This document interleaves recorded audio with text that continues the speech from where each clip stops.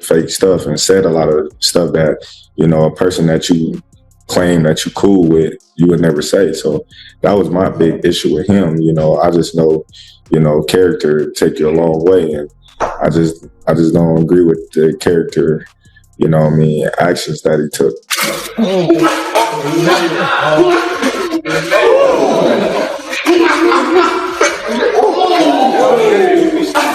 The problem is Terence Crawford now is really only going to want a fight for big money, and there's only certain fights that can generate that kind of money. Terence Crawford has voiced his anger toward Floyd Mayweather after sparring footage between them surfaced online. Crawford said he felt let down by the move, explaining that he expected greater respect from someone who presents himself as a friend. He shared his frustration that private training moments were exposed to the public and emphasized that such actions are not what he would expect from a fellow champion. I had disliked a lot of things that he was saying, and how he was acting, being that, me, I'm a real individual. I just felt like, we was all cool at one point in time. And, when the Errol Spence fight was getting mentioned and talked about and, signed, I just felt like he just did a lot of fake stuff and said a lot of stuff that, a person that you claim that you cool with, you would never say. So that was my big issue with him. I just know, character take you a long way. And I just don't agree with the character, actions that he. Eddie Hearn's recent remarks about Terence Crawford have stirred debate across the boxing world. Hearn suggested that retirement could be the perfect move, pointing out that Crawford's legacy is already secure. Having ruled multiple weight classes, defeated elite opponents, and proven his place among the sport's all-time greats, walking away now would lock in his reputation at its peak. At the same time, Hearn admitted the financial side cannot be ignored. With Saudi investment reshaping the sport and cross-promotional super events generating unprecedented paydays, Crawford could earn record-breaking purses even in fights that don't add to his legacy. For Hearn, it's a delicate balance between preserving greatness and seizing once-in-a-lifetime financial opportunities, something he knows as well as anyone in boxing promotion. Should Crawford retire? Do you know what? Someone said the other day, and it's very true, because I actually said it about Usyk. We've got a real tendency, haven't we, to kind of try and retire people off. Do you know what I mean? Like I said with Usyk, I think now he should retire. And everyone's like, why do you want him to retire? It's like, I just think it's a great way to go out. I actually also think that Crawford could move down and win a world title at 160. And that would make him, what, 6 division champ? 5, 35, 40, 47, 54, 6 division champion. But the problem is Terence Crawford now is really only going to want a fight for big money, and there's only certain fights that can generate that kind of money. So Shakur, who's obviously very close to him, seemed to say so maybe that's it. Floyd Schofield believes Terence Crawford should consider stepping away from the ring while his legacy is still untouchable. In Schofield's eyes, Crawford has already done everything a fighter could dream of, rising to pound-for-pound status, collecting titles across weight classes, and defeating the top names of his generation. He isn't questioning Crawford's talent or greatness, but warns that pushing forward could expose him to unnecessary risks. If Crawford does decide to fight again, Schofield thinks it should only be against rising stars like Virgil Ortiz or Frank Martin, young challengers eager to test themselves against the legend. This, he suggests, represents the natural passing of the torch to a new era. Still, Schofield's message is rooted in respect. He stresses that Crawford has nothing left to prove and that retiring now would preserve his spotless reputation and cement his place among boxing's immortals. I feel like Crawford, he could retire if he wants. I feel like if he does get another fight, I would love to see him in there with Virgil or Jerron. I feel like those are both great fights, but those are fights we just got to see. We just got to see those fights before. I feel like those are the only 2 fights I would entertain. Not a rematch? Maybe a rematch with Crawford and Canelo? I feel like it wasn't close enough. If it was close, maybe, but it just was like, it wasn't close. The debate over a fantasy matchup between Floyd Mayweather and Terence Crawford continues to ignite passionate arguments among boxing fans. Many see it as the ultimate clash, Mayweather's defensive brilliance and razor-sharp ring IQ against Crawford's versatility and killer instinct. Both men, in their primes, represented complete dominance of their eras, but reality tells a different story. Mayweather is long past his peak, with reflexes and stamina no longer what they once were. Any meeting today would be more of a spectacle than a true test of skill. That's why fans often frame it as a different game discussion. The dream of seeing both men at their best in the same ring is destined to remain just that, a dream.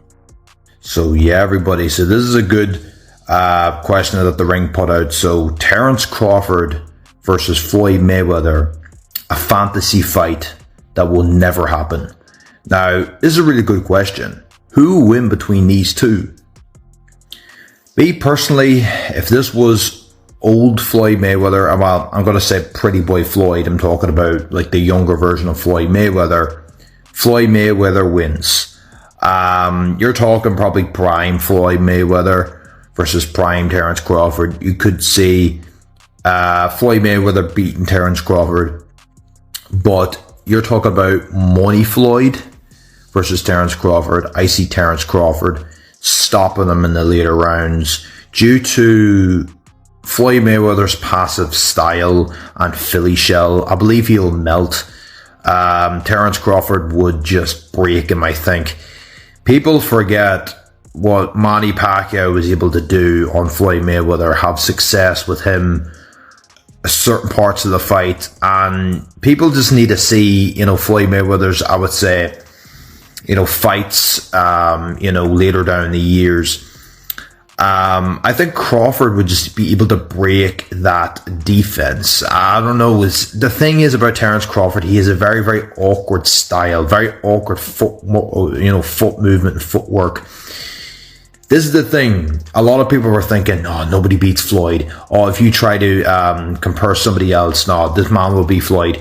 Floyd would beat everybody. I don't think it's a case of Terence Crawford, everybody. I think Terence Crawford would have been the man to actually beat Floyd. Honestly, for what he did to Canelo Alvarez, he beat a 168 Canelo Alvarez. 168 Canelo Alvarez. Boxing analysts caution that statistics and accolades, while impressive, don't always settle the question of greatness in a head-to-head matchup. Floyd Mayweather's flawless 50-0 record and his ability to remain unbeaten across eras is a rare achievement. Meanwhile, Terence Crawford's distinction as an undisputed champion in multiple weight classes is something Mayweather never reached during his career. This makes comparisons complicated. Mayweather's legacy is tied to global star power and blockbuster pay-per-views, while Crawford's is built on dominant, clear-cut victories. Analysts stress that being more decorated on paper doesn't automatically mean being the better fighter in the ring. It all comes down to context, style, and timing. Floyd Mayweather versus Terence Crawford is the topic of this video, and someone posted this: number of world champion fighters beaten, Floyd with 23, Terence with only 11. But my response to this is, being more accomplished does not mean you're better than someone.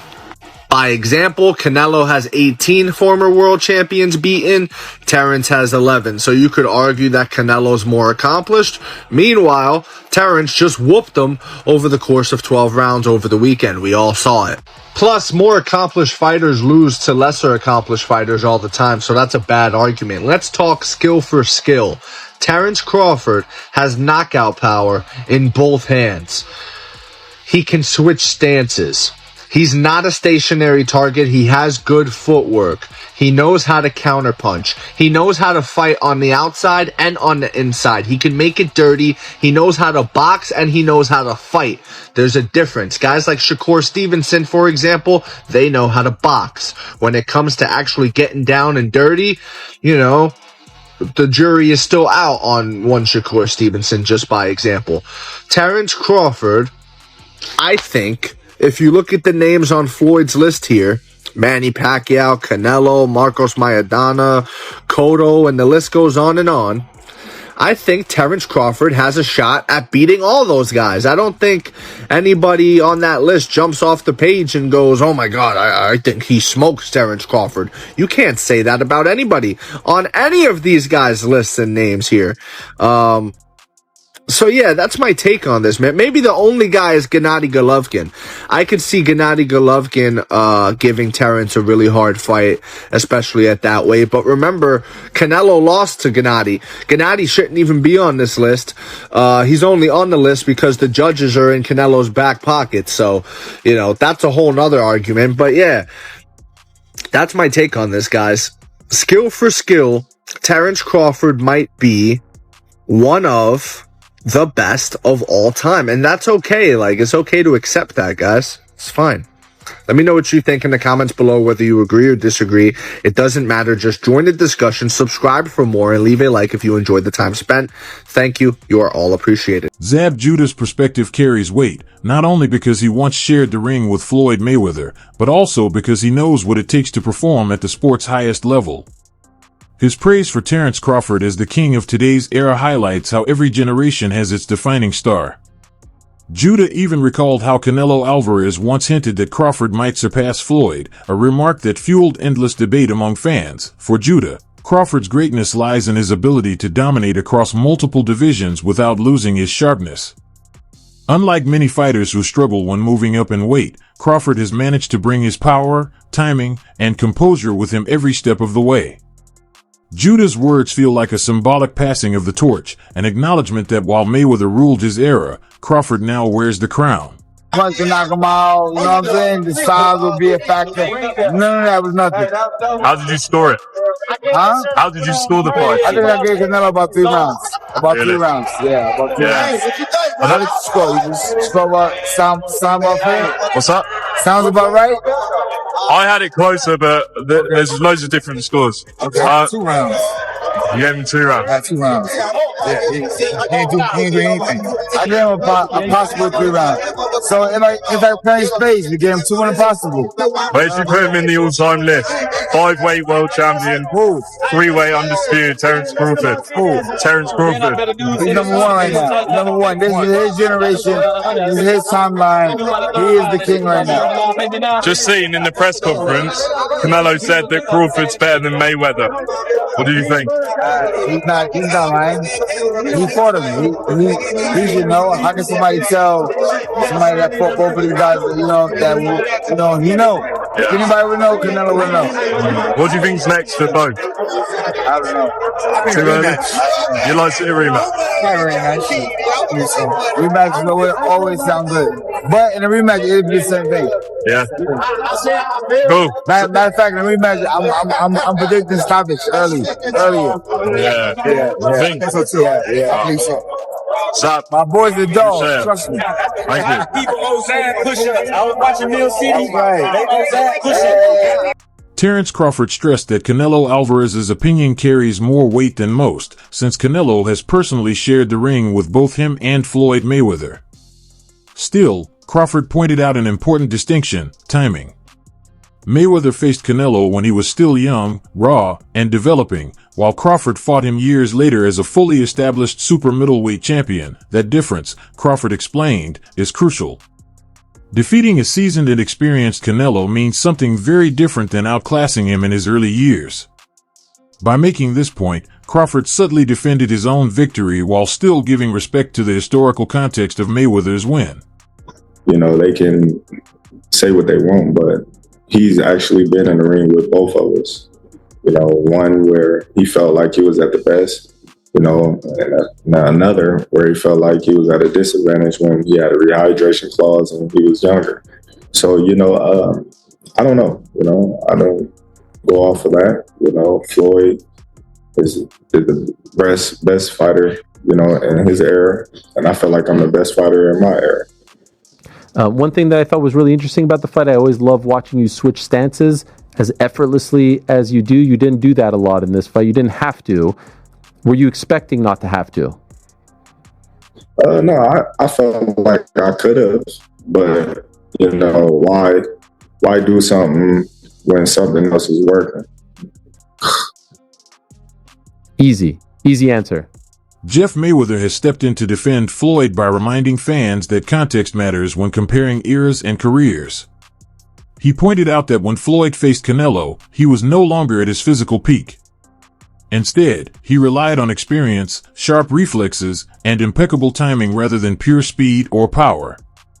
Even with those limitations, Floyd managed to completely shut down a young and dangerous opponent, a fact Jeff believes should never be overlooked. From his perspective, comparing the version of Canelo that Floyd fought with the one Crawford later faced isn't fair.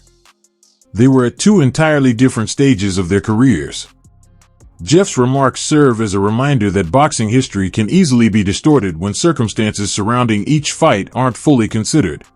Well, also, if we remember, Canelo that time was a razor-thin decision. Floyd won, majority decision. C.J. Ross had it with what a lot of people had as a draw, and then the other two judges scored it for Floyd, of course. And that was a Floyd at the top of his game with a very green Canelo with very little experience, and he still took him, into deep waters. So what was Canelo? What, 20-something? 20 what? 23? 25? Yeah, very, very young in the game, obviously. Yeah, very young. He had more fights than Floyd, and he lost. Yeah, but man, that was 30-something years old, 36. But Floyd was clearly at the top of his career, and Canelo had fought a lot of people. But are you at the top of your career in your prime? You ain't in your prime when you're at 36. That's not your prime. Did he lose? I mean, your prime is in your 20s. It's different for different people. Yeah, okay. Well, so, and that's why Canelo is saying what he's saying. Want to make himself look like he did something great. Buddy McGirt's breakdown highlighted the full scope of Terence Crawford's brilliance.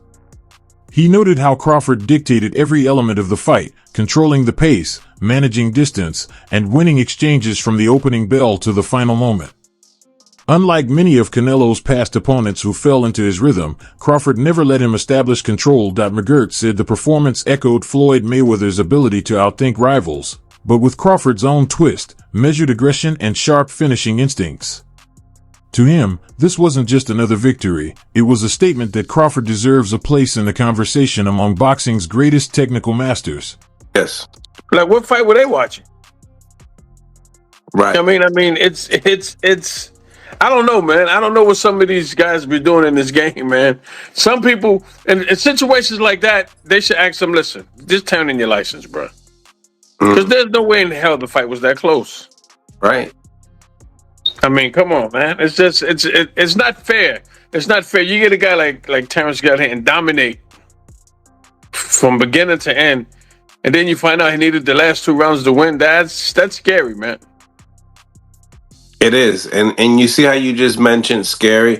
Now, a lot of people are saying, buddy, that type of beating, he's not going to want a rematch. But looking at those gold cards and knowing that, hey, you wasn't too far behind, even though, he did mention that, he's better than Mayweather. But, I mean, what's your thoughts? Do you feel like that was such a beating that Canelo wouldn't want a rematch? No, I think that, in all honesty, personally, I think that Canelo's at that stage in his career right now, that it's a rematch he don't need. He don't need it. You know what I mean? What we saw that night, that's the stage Canelo's at right now. I mean, he's fought everybody, he's did everything, but, he passed the torch to the right guy. You know what I mean? He passed the torch to the right guy. He lost it to Terence fair and square, and he passed the torch. So, if you're going to have another fight, cool, but you don't need to. He has nothing to prove. He fought Terence and nobody else would. One analyst highlighted how Floyd Mayweather's global stardom went beyond the ring. His charisma and gift for marketing, casting himself as both hero and villain, made him a must-watch attraction. Fans tuned in either to marvel at his mastery or to root for his defeat, and his undefeated record only added to the intrigue. Terence Crawford, by contrast, has never been a huge pay-per-view draw, but analysts argue that this doesn't diminish his brilliance inside the ropes. Some even suggest Crawford may surpass Floyd in pure skill, pointing to his ability to switch stances seamlessly, control distance, and finish opponents with authority.